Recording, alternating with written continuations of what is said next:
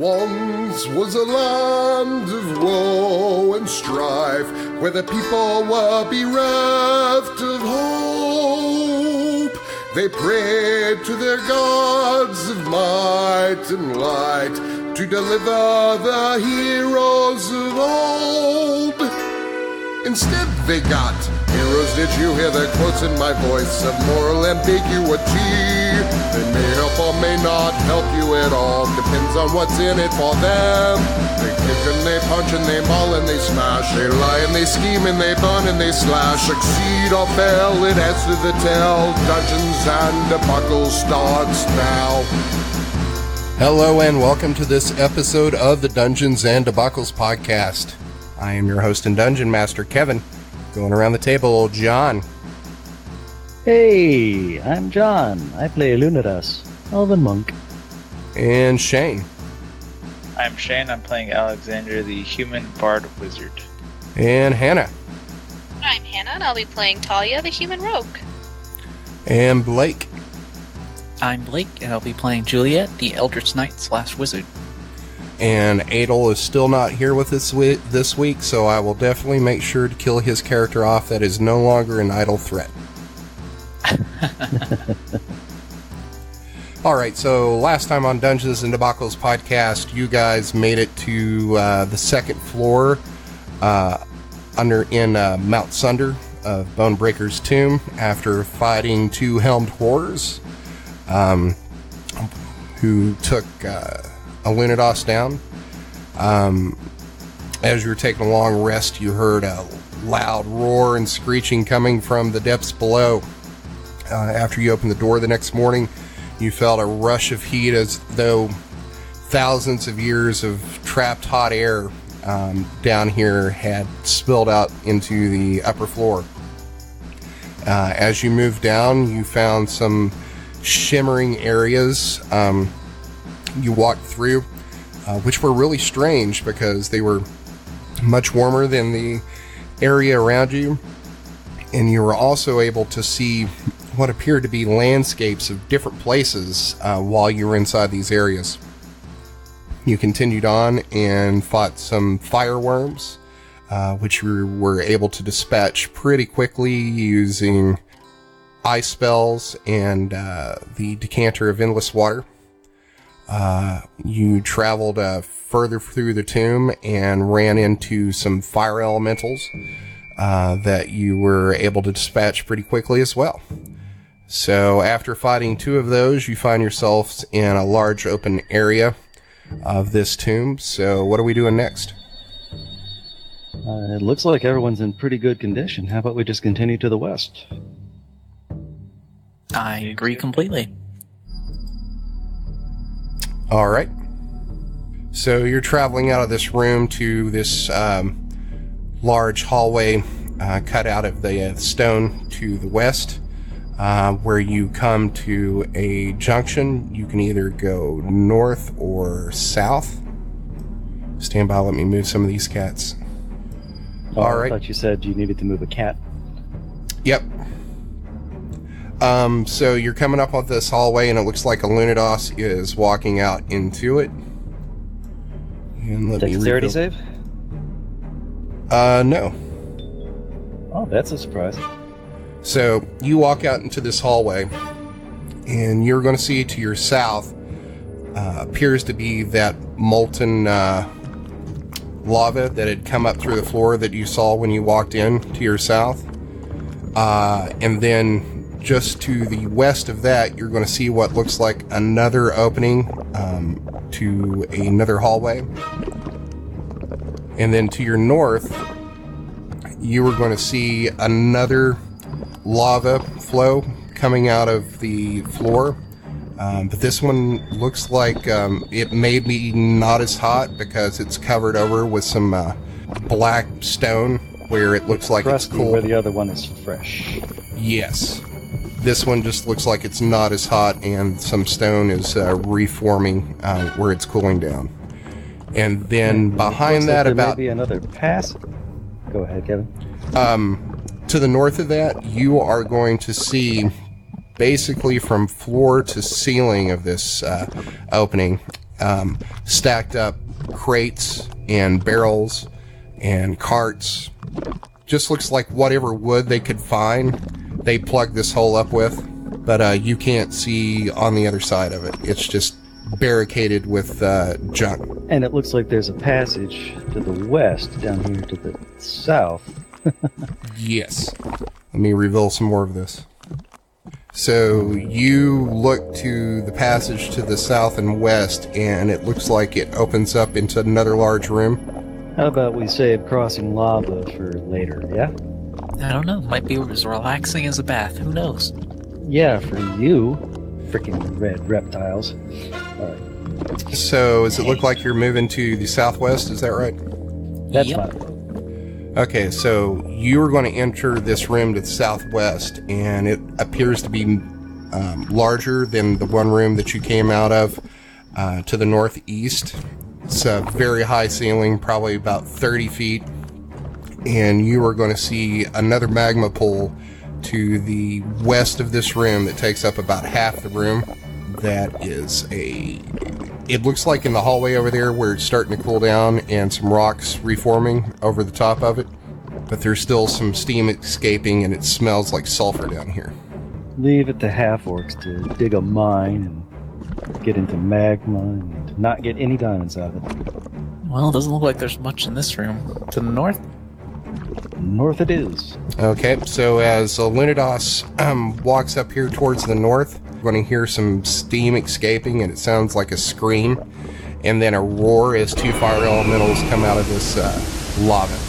And I'm going to need everybody to roll initiative. All right, is everybody in? Yep. Yes, indeed. And our two high dexterity people are going last. Woohoo! All right, Alexander, you're going to go first. Wow. First. Ray of Frost hasn't failed me yet. I'm using on the fire elemental on top. I have critted. Bam.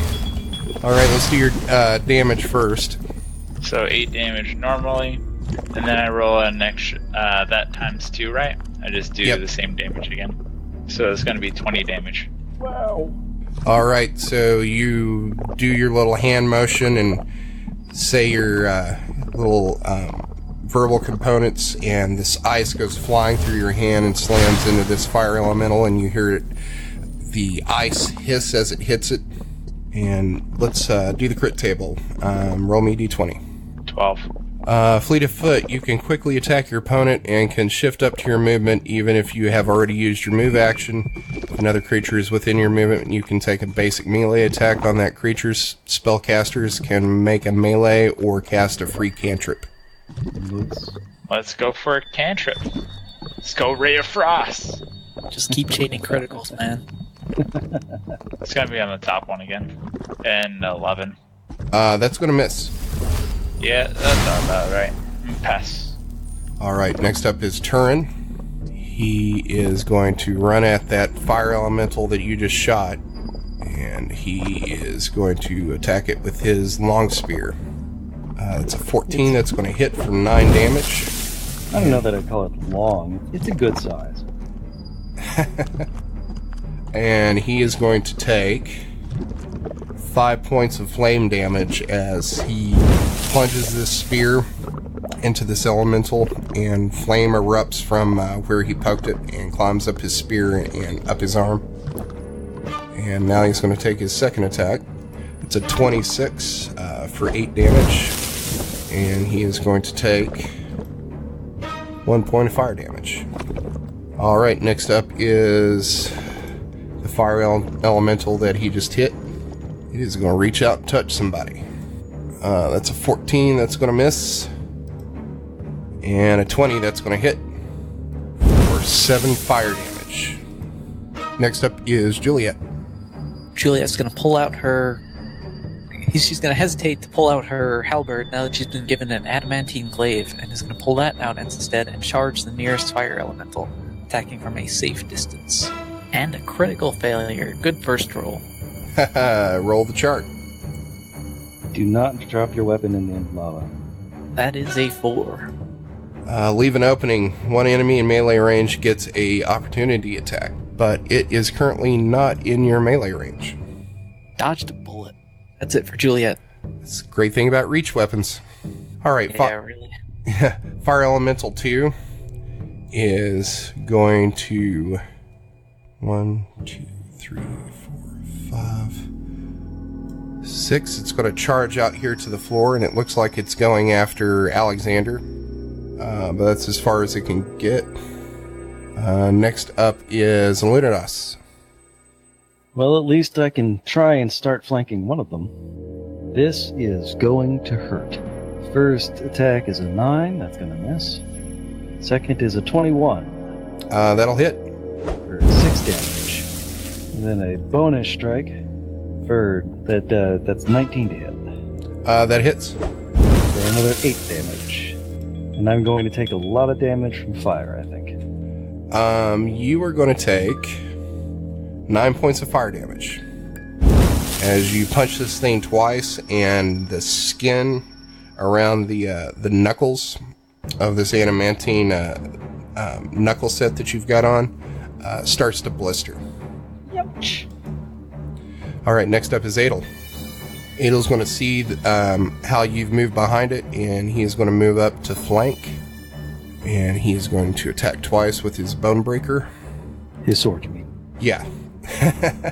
The first one's a 12, and the second one's a 19.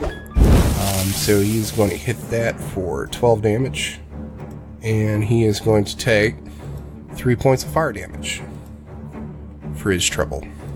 All right, next up is Talia. All right, so I am going to just move up a little bit so that Adel's not in the way, and then I'm going to throw my daggers, or throw the one dagger at this fire elemental next to Adel.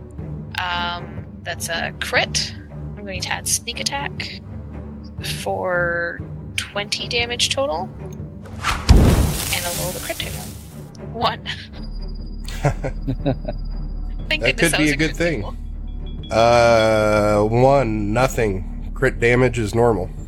Oh, sad day. Oh, crit damage. I need to do crit damage, unless it already has. It already did that for you. Alright, perfect. Yay! Alright, I'm guessing you are not doing your bonus attack because you're trying to stay out of... Yeah, I'm trying to stay out of range, and I just threw the dagger. Okay. Are you done, Talia? Yep, that is my turn. I pass. Alright, Alexander, you're up. Yep. I'm Ray of Frost and the Fire Elemental that those two are flanking. 12. That's going to miss. Pass. Alright, next up is Turin. He's going to keep poking this fire elemental that is still out here in the lava. That's a 25, that's going to hit. And a 22, that's going to hit. For a total of 25 damage. Everybody give me a perception check.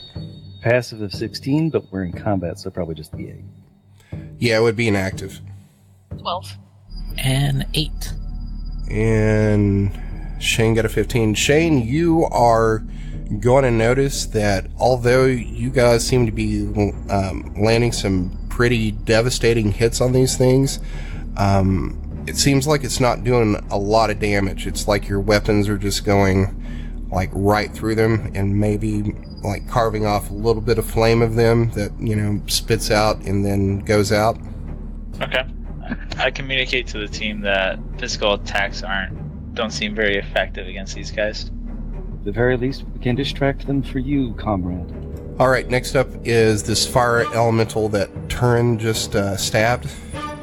It is going to move toward him and attack and reach out and try to grab him. That's a 14 that's going to miss, and a 15 that's going to miss. So it like takes one arm and swings at Turin, and he kind of moves his shoulder out of the way and dodges it, and then it tries to swing at his head, and he ducks, and it misses him. But a little bit of the top of his head gets singed as the some of the flame, I guess like spraying water with your hands, like flame is dripping everywhere, and some of it dripped down into his hair. Juliet, you're up. Alright, with that information, Juliet is going to take a calculated risk and move away from the fire elemental, provoking an attack of opportunity. That's a 19. Alright, that hits. How much? And half. It's a 14, so you'll take 7 fire damage. All right, perfect. And then Juliet is going to brush off the flames and summon up a ray of frost as well at the elemental the elemental next to Turin. And we have another natural 1. All right, roll me a d20. Another 4. Leave an opening. One enemy in melee range gets an opportunity attack. But since you're out of melee range currently, it has no effect. Juliet ends her turn with a sad, sad face. I mean, if you're going to crit fail, that's the way to crit fail. Oh, absolutely. All right, this fire elemental down here that is being surrounded by Alunodas, Adel, and Talia is going to take a swing at Adel. That's a 19, which will hit because he currently doesn't have his Shield of Faith up, or his shield. Or his faith. And his second attack's 13, so he is going to take 13 fire damage. All right, next up, Alunodas.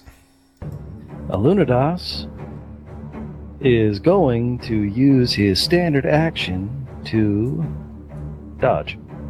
He's going to stay there and flank, but he's not going to try punching because that took off a significant chunk of his health. All right, next up is Adel.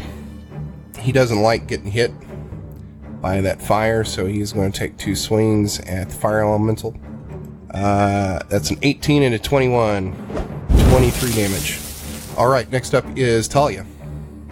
All right, since those attacks don't work, I am going to try and see if it works poison spray on this elemental next to Adel. So that's a 25, which is a crit. Yep. Unfortunately, when you do this poison spray, you spray it and the mist starts hitting the elemental and it just evaporates with no effect. That damn spell. Right? But you get to roll the crit table. It's like being on a game show. That's not what I told it to do. Is that a 1? There we go. No. That was me typing rolling 1 space d20. So it said 1. That was a 9. 9. Unleash the birdies. Your attack hits so hard it dazes your opponent until the end of your next turn. You did nothing, but you still surprised it. The fumes made him a little high. Yeah, so it's kind of reeling back. It, was like surprised, like someone spraying water in your face. It has no effect, but like you're stunned for a little bit. Next Mystical up, joy buzzer. Alexander, you're up. Yep. Let's use the ice spray yet again on fire elemental next to Adel and Talia. Crit. Nice. So let's go ahead and do damage. So that's 14. 17 damage in all, and I'm about to roll a d20 for the crit table. 13 on the crit table. Your attack is so intimidating that one target cannot take an action for 1 turn. So you fire off this ice blast again, and it hits it right in the face. And after receiving that poison spray that kind of surprised it, you hit it in the face, and it reaches up and grabs for the face, and it's trying to melt off this ice that's kind of like clinging to its form. Can he make it so the other elemental is the one that can't take an action? Because that way they're both unacting. No, it only affects the target. Darn. Turin is up. So he is going to take his spear and attack this fire elemental that's standing over here at the edge of the lava. That's a 24 and a 15, both hit. For 19 damage, or 20 damage halved. Alright, next up is that fire elemental that Turin just hit.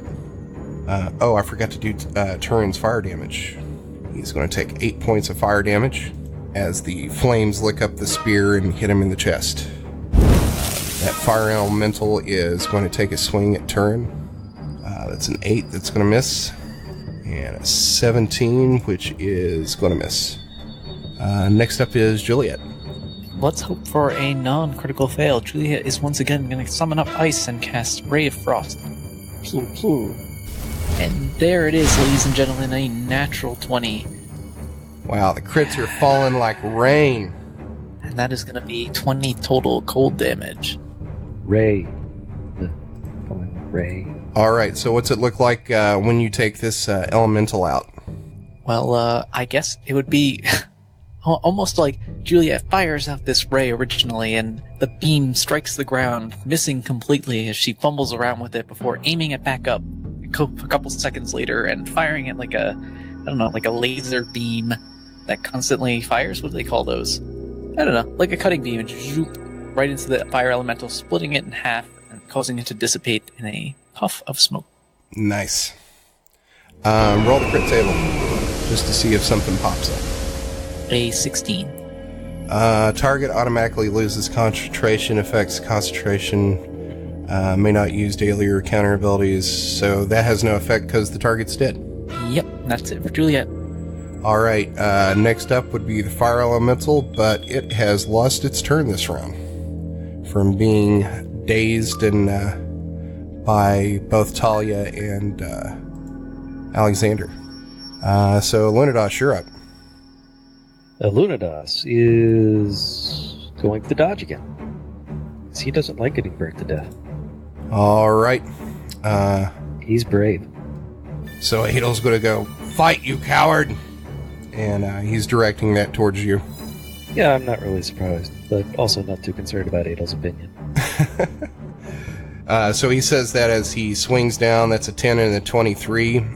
So that'll hit for 10 damage half. That's 5. Next up is Talia. So I'm just gonna stare at this thing and I guess throw my dagger at it for funsies. That's a 13. That's going to hit. What? Alright, and I'll sneak attack. 14 total, not like my sneak attack wasn't 14. Gotcha. Alright, so you throw your dagger and you see it go through it and then back through it again as it returns to your hand. And it feels a little warm to the touch, but as you see it go through and then come back out, you can see it like pull a whole bunch of flame away from it that dissipates into the air, and you can see that this fire elemental is getting noticeably smaller. Huzzah, I did something, and that'll be my turn. Alexander, you're up. I've done it once and I'll do it again. The ice thingy, Ray of Frost. 9 to hit and it misses. Pass. Alright, Turin's up. So after he takes this fire elemental down, he's going to turn and see you all attacking it and run towards it. And he is going to stick his spear into its back. That's a 13. That's going to hit for 13 damage. So as he takes his spear, he's going to plunge it through its back. And then you're going to see this flame elemental just dissipate into hot air. And that'll take you out of combat. Man, things are really heating up around here. Speaking of which, I'm going to need everybody to give me a Constitution saving throw. Oh dear. Alright, so let's see. 423. Okay, so everybody but Alunodas and Juliet. Hold on, let me roll for Adel and... I mean, Juliet's a red dragon. She's probably fine down here no matter what. Wow. Well done, Adel. Alright, so looks like Turin, Alunodas, and Juliet.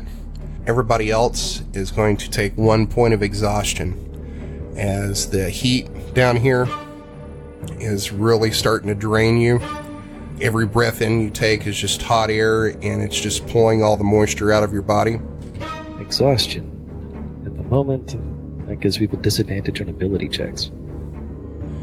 Yeah, so there's 6 levels of exhaustion. Level 1 is disadvantage on ability checks. Level 2 is speed halved. Level 3 is disadvantage on attack rolls and saving throws. Level 4 is hit point maximum halved. 5 is speed reduced to 0, and 6 is death. Alright. You got that to look forward to. Be careful with those skill checks, guys. Ability checks. Is that the same as a skill check? A skill check is just a bonus applied to an ability check. Gotcha. What are you guys doing now? Can we take a short rest? Spend some hit dice, and I don't know. That probably wouldn't affect exhaustion. That probably takes a long rest. At this point, it's not really about that. It's about the heat. Yeah. And, yeah. Okay, anyway. But a short rest would let us spend hit dice. Yeah, I mean, the inside baseball of this is the longer you're down here and the more you exert yourself, the more often you're going to have to start making these checks. Yeah. Can we get drenched down with that endless bucket of water or whatever? That might not be a bad idea. That's a great idea. Juliet opens the flask to provide not a jet of water, but a steady stream for everyone to dunk themselves in or fill up their water skins as they please. All right, so that's not going to, at this point, since this is a low-level exhaustion, that's not going to help a lot because it's still really hot down here and you've been exerting yourselves. But you do feel better. Huzzah! So are you taking a short rest? I think we should just go and keep on going. What's the consensus here, guys? I'm all for going forward, but if people are low on HP, Adel might be able to heal us up. I don't know if he still has healing left. Probably not. Yeah, I think he used that already. Actually, he got all that back after the long rest. Oh, okay. So yeah, because short resting here is not a good idea. We just want to heal up and keep going, I think. Unless you spent all your key points. No, I didn't spend any chi points yet. Ah, good. Okay.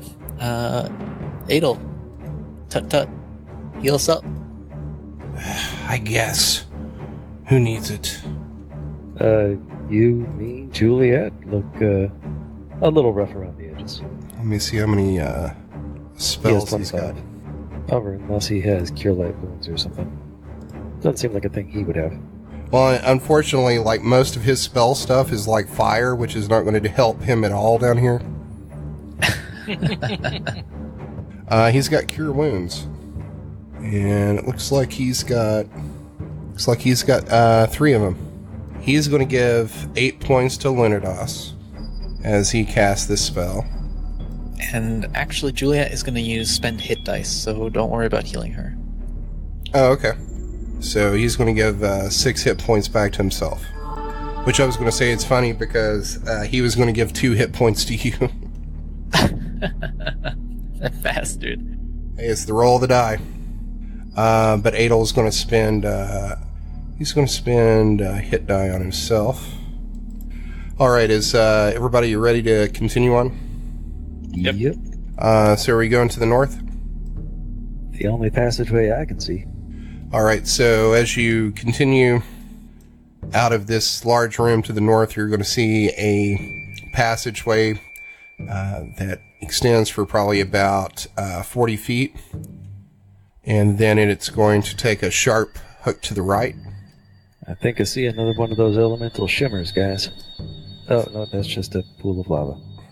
Alright, so as you move into this room, so you've gone north and you've hooked back around to the right, and about 50 feet to the southeast of that, you're going to see that same shimmering that you saw before, and then a large fiery lava seepage coming up through the floor, and this one looks like super hot, and you can feel the heat coming off of it, and it's almost glowing white.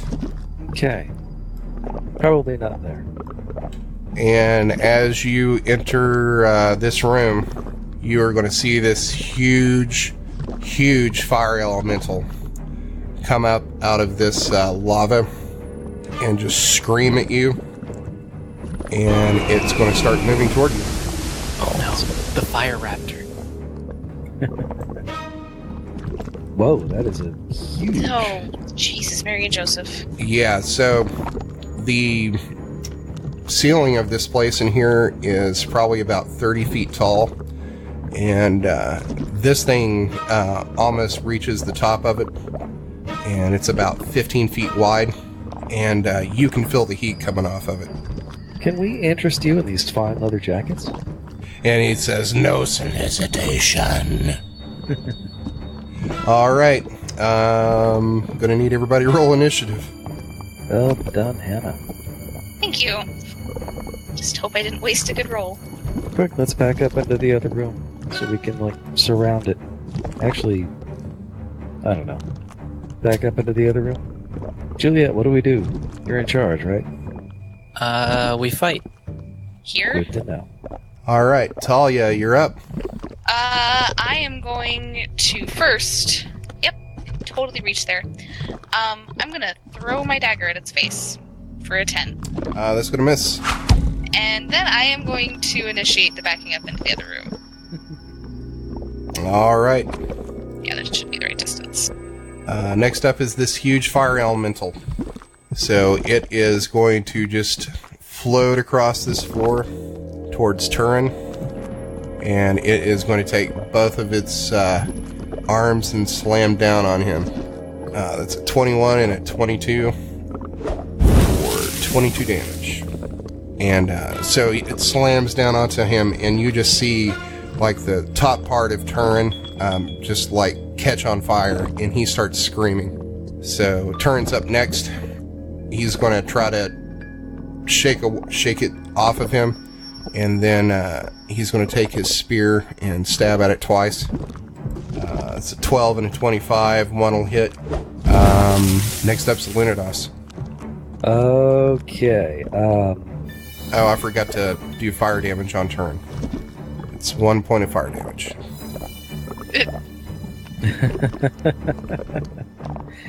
Okay, I can't tell. Can I hit it from here?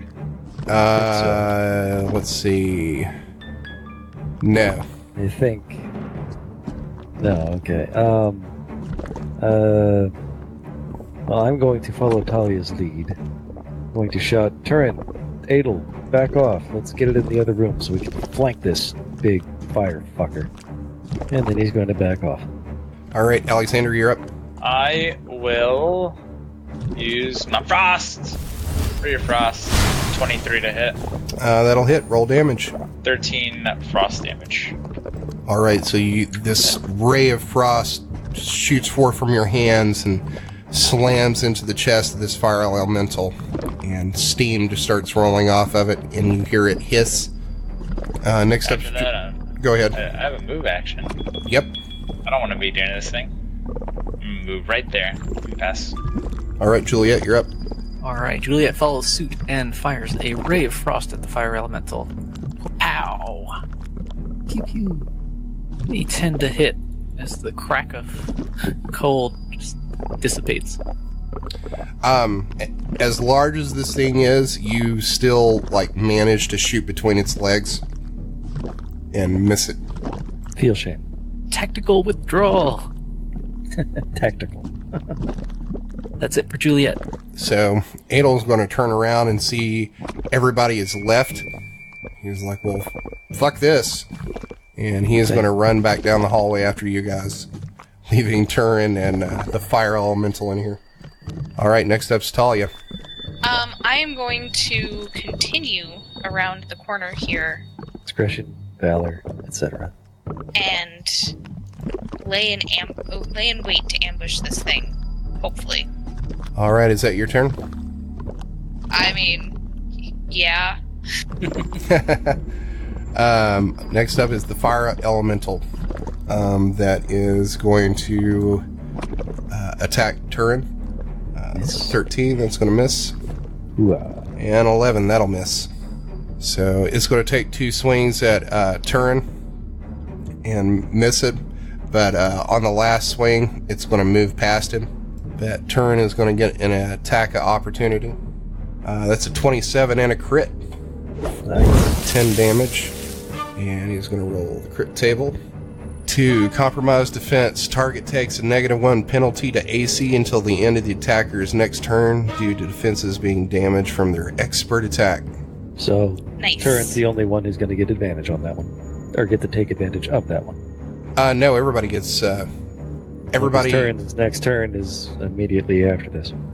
Oh, yeah, that's right. So you're going to hear Turin say, I'm not done with you yet, Smokey. And he's going to run up behind it and stab it as he's just chasing this thing down the hall. That's a 14 and a crit. So the first one is going to do 14 damage halved. And the second one is a crit that's 12 halved. And he's going to roll the crit table. That's an 18. That should be something good. Attacker gets +5 to attack on the same creature next turn. Yay. If he gets a next turn. Next up is Alunodas. Okay, now let's flank this fucker. Wait, I can't. I like how our mages are the ones in the front lines on this one. I guess I'll just sort of stand here. Can I prepare an attack for if it tries to walk past me? Yeah. Okay, then that's what I'm going to do. And that'll be the end of my turn. And he's going to shout, guys, disengage, back up. Next up's Alexander.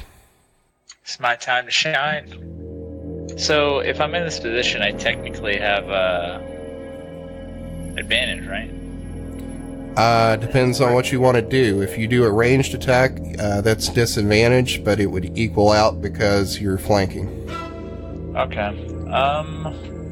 Because I can't really move, or else I get an attack of opportunity to him. Unless you disengage, in which case you don't get to attack. Yeah. That's why I shouted to disengage and back off.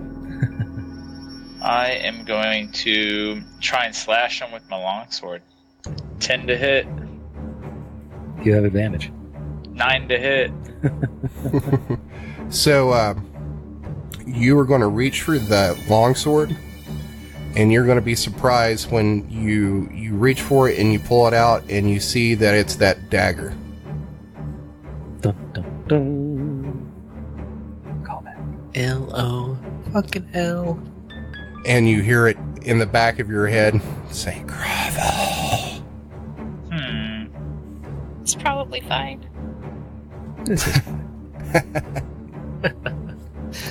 Alright, so Juliet is going to take out her glaive once again. No, actually, she's going to switch over to the halberd. Before you do that, Alexander, was that the end of your turn? Yeah, I don't think I can disengage or anything since I only have my move action. Okay. You also have bonus actions, and you can give inspiration. I can give inspiration. I'm gonna look over to Juliet and say, "You got this," and make like a thumbs up gesture to give inspiration. Excellent. Now my natural one will really be spectacular. Hell yeah! All right, Juliet, you're up. I just put that little icon on in there to remind you that you've got inspiration. Excellent. Thank you very much. So Juliet's going to take the adamantine glaive again and strike out with it, this time with renewed vigor and the promise of a good story from Alexander. I don't know how the bardic inspiration thing works for you. Whenever you make a check or like an attack roll or something, you can roll I think it's a 1d6 and then add that result to it. Or yeah, so like say you roll a skill check and you're like, you know that you're 2 off, but he hasn't given the thumbs up or thumbs down yet. You'd be like, wait, I want to use my bardic inspiration to add a d6 to the roll. So that's 18 to hit. Okay, 18 to hit. That'll hit. And that will deal 8 slashing damage. 4. All right, and that's what you use your inspiration for? Yes, and that will end Juliet's turn. All right, next up is Adel. He is going to, as he's running down this hall, he can feel the heat on the back of his neck as this thing is chasing them down. So he's going to spin and take 2 attacks with the Bonebreaker. So first attack is 17 and a 27. Those both hit, but he's got advantage. I'm going to roll one more to see if he can get another crit out of it. Nope. So the first attack is a 17 for 14 damage. That'll be 7. Next attack is the crit. That'll be 19 damage. And crit table. That's a 10. That is target takes 1d8 extra damage. Yay. It's a 4 half to 2. And he is going to take 3 points of fire damage as he slams his sword into this huge fire elemental. And flames set his cloak on fire. Next up is Talia. Alright, so I'm gonna move up next to Alunodas. Say, Yeah. guys, I thought we were getting out of the hallway, and then throw my dagger. Yeah, apparently they decided not to go with that plan. I don't know if I guess I have advantage. So 23 to hit. Or a 17. Not sure which one I have. Yep, so that'll be 6 damage. I'll do my sneak attack for an extra 8, so... Alright. Is that it? That's it. That's the end of my turn. Okay. Alunodas, you're up. All right. Is there any way I could use an acrobatics check to try and squeeze under this guy, like through his legs to get on the other side next to Turret? Sure, you could try. All right. That's what I'm going to do. I'm going to try and contribute to this fight in some way. Did you skip the elemental and Turin? Oh, I did. No, How I did think that he happen? skipped you. No, I did, because they go after her. I don't know how that happened. Alright, Fire Elemental is up. I'd like to hold on to that acrobatics roll, though. Okay, you can do it on your turn. So the Fire Elemental is going to slam down both of his fists at Alexander and Juliet. So the first fist is going to slam down on Juliet. That's a 15. That will actually miss. And the next one is going to be on Alexander. That's a 12. Miss. All right, so it slams down both its fists, and you're both take a step back as the fists fall down in front of you. And now it's kind of squatting in this hallway because the ceiling here is not as tall, so it's kind of scrunched down, trying to get through here. High five, Alexander, for that dodge. Next up is Turin. He is going to stab it twice with his spear for an 18 and a 15. Those both hit for 17 damage. And he's going to take, for his trouble, 6 points of fire damage. Alright, next up now is Alunodas. All right, so Alunodas wants to do an acrobatics thing. He's going to do a front flip over Alexander's head and then a diving roll between the fire elemental's legs to end up standing next to Turret on the other side. Alright, I'm going to say the DC on this is going to be 15. Okay, and I rolled a 24. Yeah, that'll do it. So now I'm standing there, confident, and that was my standard action / move action. So I think that will do it for Alunodas' turn. Hey, Turn, how you doing? Fighting fire elemental. How about you? Well, it could be worse. Could be snakes in here. Did you catch that new episode of Handmaid's Tale? Nah, I don't need more depressing shit in my life. It's pretty great. I mean, it kind of shows what happens when Paylor takes over. So, anyway, I guess back to it. Yeah, that's fine. Okay, well, catch up later. Alexander, you're up. Yep. I am going to disengage and run behind Talia. Oh, you don't want to do that. Behind me?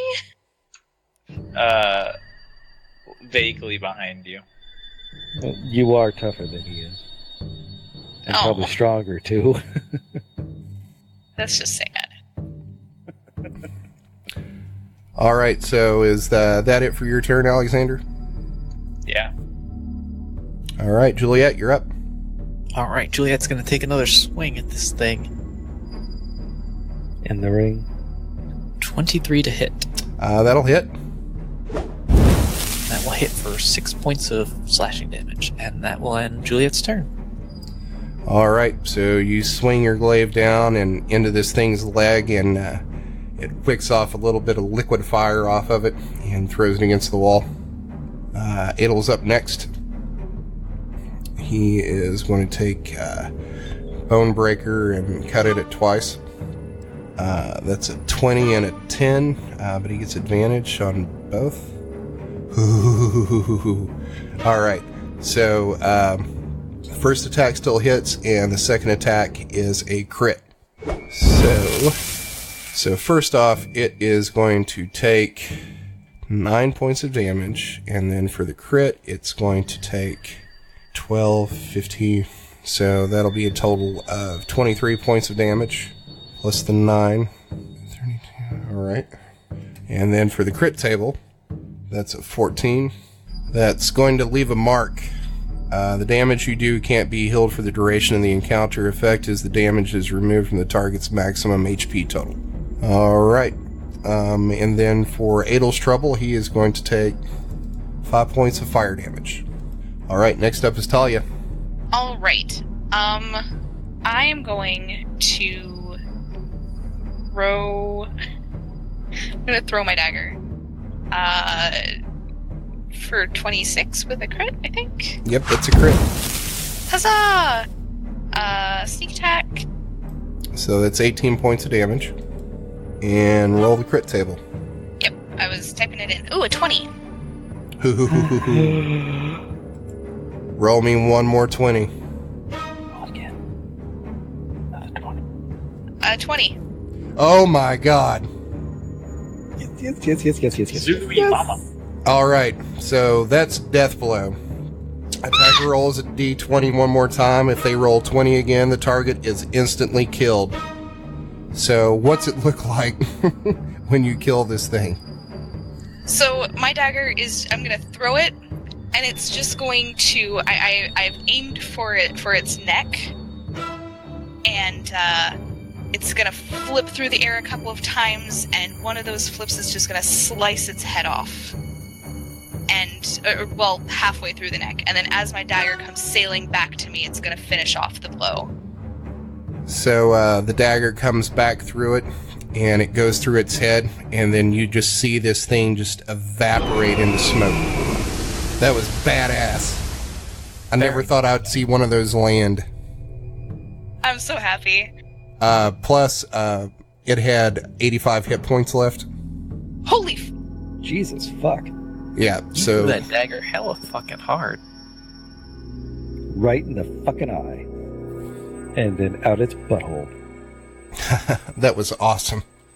Alright, so that'll take you out of combat. You just finished defeating this huge fire elemental.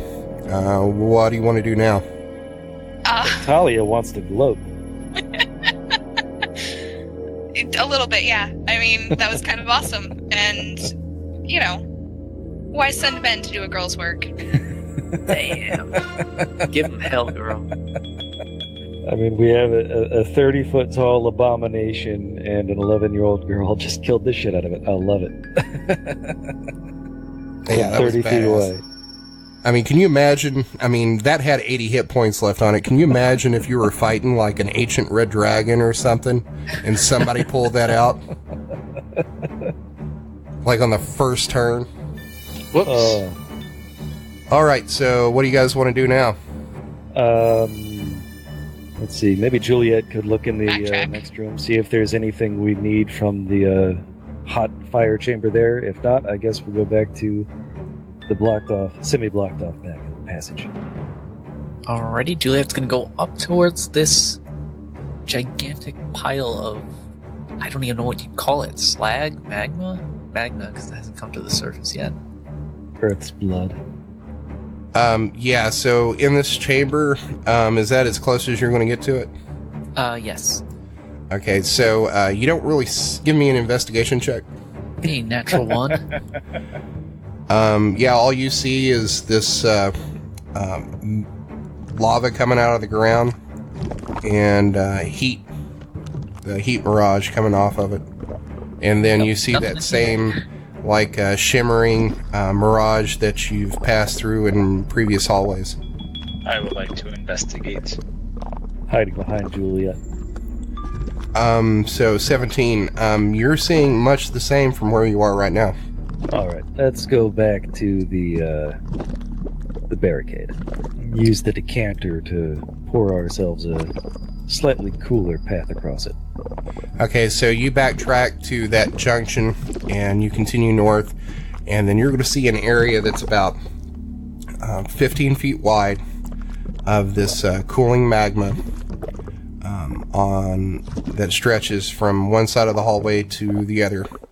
And then 10 feet behind that is the barricade of the barrels and crates and carts and such. Well then, I guess I'll take a hop across and have a look, unless anybody has any objections. Well, I don't know about... Well, yeah, let's just go. All right, so what's your movement? 30 feet. Okay, so this is going to be considered difficult terrain. Okay. And, let's see. So, 30 feet. If you double it, you can make it across in one. Yeah, I can make it across in one if I double. Okay. You going to do that? Yep. It's like firewalking. Except, well, it is bare feet. Fuck. You're a red dragon. Well, Yeah, red it dragon. doesn't really work unless you're barefoot. Take off your shoes. I'm not wearing shoes. My feet do not fit in shoes. So you're going to cross, and you are going to take 9 points of fire damage halved. Alright, beautiful. Okay, so you get to the other side, and you are going to see these crates and barrels and carts stacked up from side to side and floor to ceiling. Alexander, can you bring the light a little closer? And Julia is do. going to thoroughly search all of these things, breaking them open if she has to. Okay, so you start hacking through this and moving stuff out of the way, and it splinters pretty easily because of the age of this stuff. You think is probably 1,000 years old, so it doesn't take a lot of effort to start getting through this stuff. We'll say after about maybe 5 or 10 minutes of like hacking through this stuff, you're going to make enough space to see a little bit down this hallway behind it. Hey, I think there's an opening up ahead. You guys should walk across. It's really not that hot. Beyond these crates, you're going to see the hallway extend probably about another 20 feet behind it, and then you're going to see that same shimmering before, but this time it looks like there's more shimmer than there is what you can see inside it or behind it. So the area is fairly obscured with what you saw as that the landscape that was superimposed over the rooms that you were in. Hey, Kevin. Yes. I would like to do a perception check on my right hand. On your right hand? What am I holding right now? You don't need a perception check for that. But you're currently holding the dagger. And you don't remember pulling it out. You remember like reaching for the longsword and the dagger was there, and then you put the dagger away, and then you look back down and the dagger's there again. Okay, just want to make sure, you know. Okay. Let's just keep on doing what we're doing, and I'll bring it up in a moment. All right. So what are you guys doing, Juliet? You've moved some of these barrels out of the way. Everybody else appears to be hanging out back here behind the lava. Can Alunodas wall run to get past the lava without taking fire damage? What's your wall run say? Is that an ability? I don't know. I know that he can fall without taking damage. He doesn't have any sort of class ability to wall run. I was just hoping that an acrobatics check. So you were trying to like Jackie Chan parkour this thing? Yep. No, not so much. I have an Okay. idea. Oh? Me and Juliet could use Ray of Frost to just cool off the sections of it so that we can walk across. Is that like a thing we can do? You could try to cool this down. Juliet, do it with me. Don't cross the streams. I would like to use Ray of Frost on the line of magma stuff in front of me. Okay. You cast Ray of Frost, and it hits the ground, and you see steam come off of it, and there's probably about a 6-inch radius patch that hits it and freezes for a moment before evaporating. Okay, so it just goes back to regular.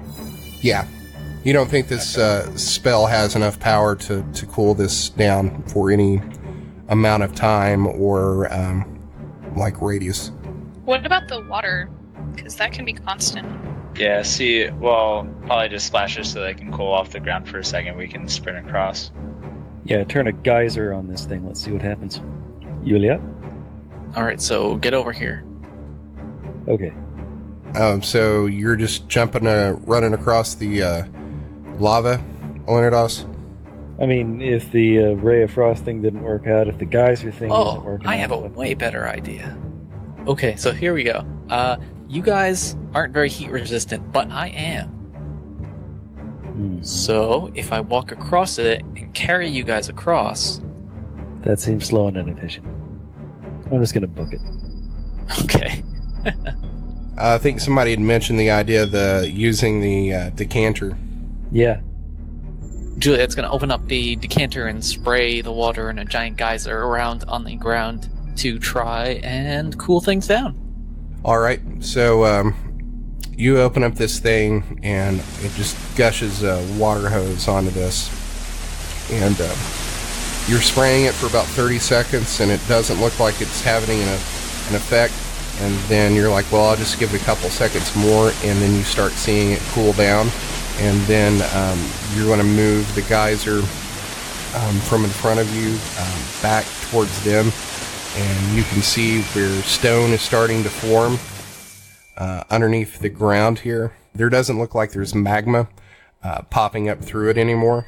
It better not be magma. Make Suel great again. Monosodium glutamate. All right, so Talia, are you going to try to walk across it? I mean, if it looks cool enough, yeah. Okay, give me a dexterity check. Or acrobatics. Don't forget about your disadvantages from exhaustion, guys. Yep. 13. Okay, so as you start walking across this, you're going to notice that where he's cooled it down, it's starting to crack underneath, and you can kind of feel like this soft magma underneath it, but you hurry up and get across it, and you can see some cracks that are forming and some lava popping back up, but you're able to get across it without going through it. Awesome. I'm gonna give everybody a heads up. Hey, guys, just so you know, that's a really thin layer, so try to go quick. And Alunodas, that's a 17. You're able to make it across here. Yay! I'm assuming Juliet's still spraying this down as you guys walk across it. Yep. All right, Adel, in his full plate armor, is going to take his foot and step out onto this thing, and it gives way because of his weight. Let's see if he does it. Fat and drunk. That's an 11. So he is going to get about halfway out here, and his foot is going to sink down into this, and then you hear him scream out in pain as he takes 13 points of fire damage. Oh, God. Poor guy. But he's going to stumble out and make it to the other side. Next up is Turin. After seeing Adel fall through, he's going to back up, and he's going to take a run at this thing and just basically launch himself off the edge of this to the other side. Collides with Adel, they both fall in. That's a 7. So he's Oh, no. He's going to run and jump, and he's going to plant both of his feet right here at the edge of this and just sink up to his knees in this lava. And then you hear him scream as he's trying to pull himself out of this lava. Alunodas grabs him by the hand and pulls him out. Well, starts to pull him out. All right, give me an athletics check. Or a strength check. They're probably the same for you. They absolutely are. That's a 4 or a 20. You've got disadvantage right now, so... I don't. Well, I mean, it wouldn't matter. 4 was my first roll. But... Yeah. So you start...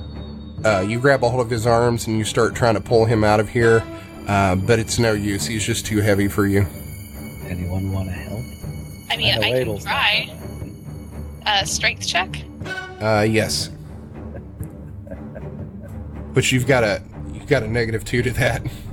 Negative Nope, 1. just a -1, but I still got 3. So I'm a little girl trying to do nothing. A little girl and a little elf. So the scene here is Turin is buried into this lava up to his knees, and you kind of see him sinking down into it as he's being sucked slowly down. And this elf and 11-year-old girl have both of his arms, and they're trying to pull him up out of this. Are you gonna help at all, Juliet? I yell over. Oh, I don't know. I'm busy spraying this stuff down. And rock is more dense than flesh. He wouldn't sink. He would start to float out. But there's a current. There's like a suction happening here. I'm gonna Sort of like when you swim get across stuck rock in mud. make up whatever you need to. I know I'm right. I need to roll an athletics check. Yeah, you can if you want to try to help get him out. Yeah, I need to run across the stuff first. Acrobatics, I think. No, it'd be strength or... Oh, yeah, you would have to do an acrobatics to get across. Do I pass?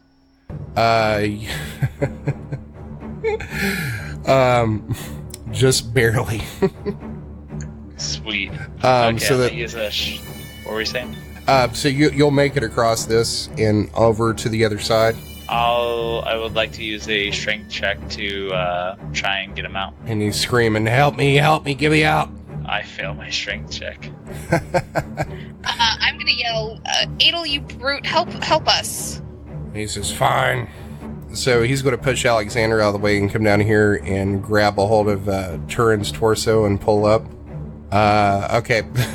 So that's a 19. So he's going to push Alexander out of the way and grab Turin by the torso and pull him up out of this and lay him down on the ground. And Turin's screaming. And you look down at his legs, and it's just like second degree burn all the way up to his thighs.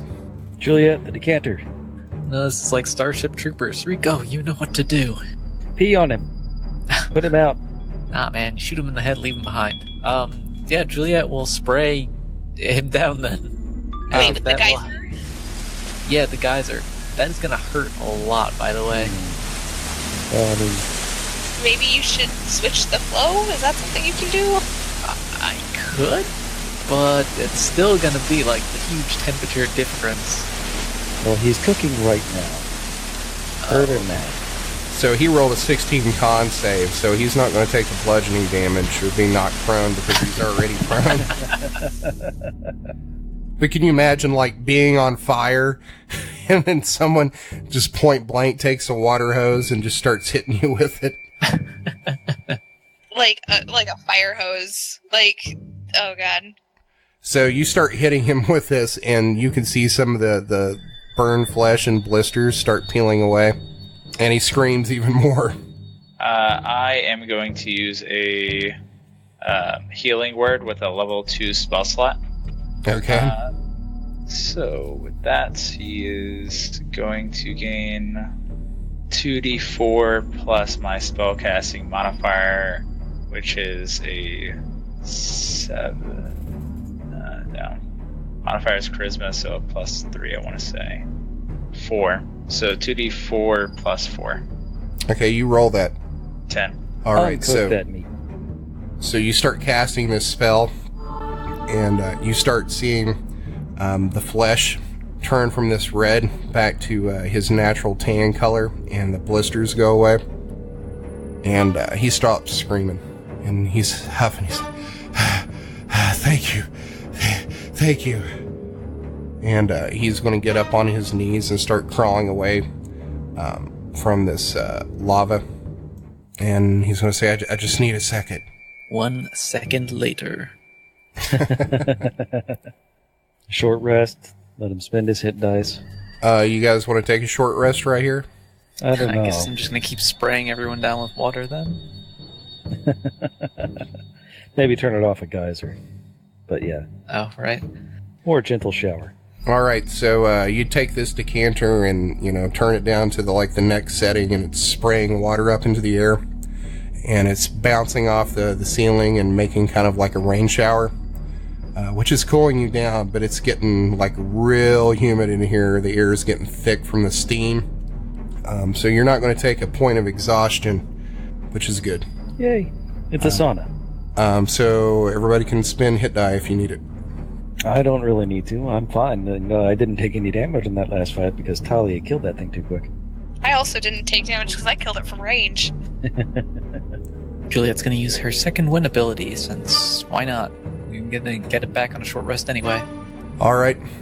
So you guys get rested up and spend some hit die. I'm not using any. You're not using any. Nope. Probably isn't the best time to have a conversation about the dagger, unless you want to. I don't know. I don't think so. Maybe you can record privately on another day, but... Well, I mean, that probably is going to be a discussion between you and the rest of the group about what's going on. All right, so are you clearing the barrels out of the way and the stuff that was barricading this entrance and moving up, Juliet? Yeah. So you move up to the north, and you are going to... It looks like you're coming upon the entrance of this larger room that's open, but that shimmering that you encountered and the other places down in here seems like it is stronger here, and you see more of the... How to explain this? So it seems like there's something superimposed over this room in here, but it kind of looks like another room.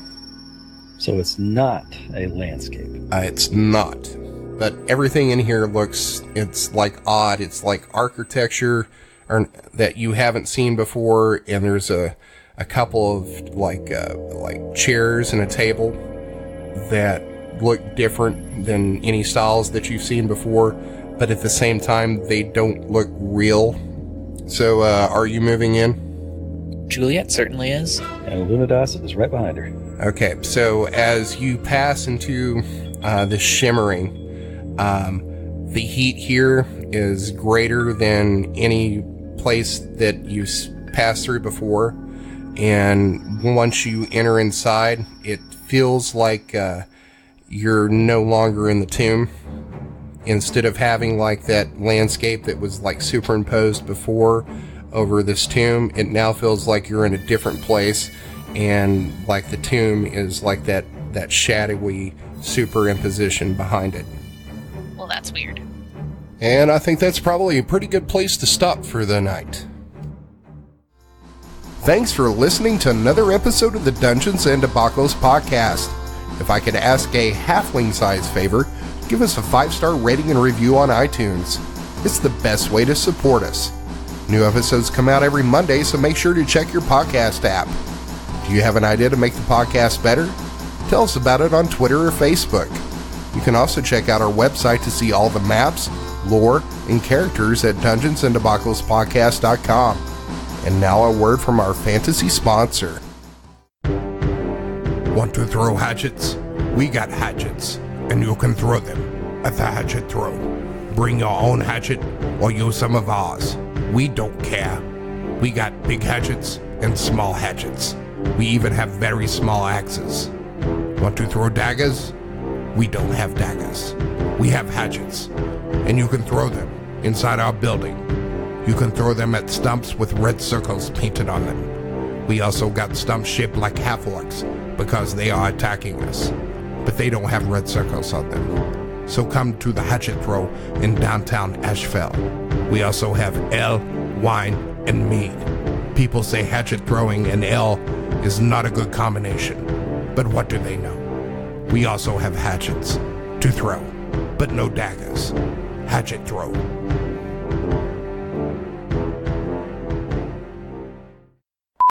Sorry, I had to go tell Kate to quit laughing because she was popping up on the mic from like 2 rooms down. Stop laughing. Your joy is a distraction, woman. I mean, can you imagine? I mean, that had 80 hit points left on it. Can you imagine if you were fighting like an ancient red dragon or something and somebody pulled that out? Like on the first turn? Whoops. That actually happened to, in this one campaign I was playing one time. There was an ancient red dragon that appeared over Waterdeep. And we had this fighter that had this artifact armor that let him fly. And he had a vorpal blade. And he just flew up and chopped the head off this fucking thing in the first round. DM was so pissed. Was it meant to be a thing that they couldn't get past? It was, well, I mean, at the time we were playing like level 15 characters, so, this was, going to be a challenge, but it was going to be an encounter. And then... a mini boss fight. Yeah. And, yeah. The whole encounter was busted. Bad breakup? What? No. Jesus Christ, I'm not attractive enough to get somebody. Come on, don't kid yourself. Yeah, that's true. Oh my God. I'm not supposed to agree. You're supposed to give me, you throw me a bone. Here. Oh, right. Support. Yes, you are a very attractive cat owner. You have cats. Or a cat. Blake, you're a very handsome man, and don't let anybody tell you otherwise. Yeah, okay. We'll go with that one. You're like a tall version of Morgan from that show with the nerds. Stand by. Old leader standing by. Red leader standing by? No, that's Juliet. You're great. And a Red October standing by. The music you heard on this episode was Fire Prelude by Kevin MacLeod at Incompetech.com. Licensed under Creative Commons by Attribution 3.0 license. CreativeCommons.org/licenses/by/3.0.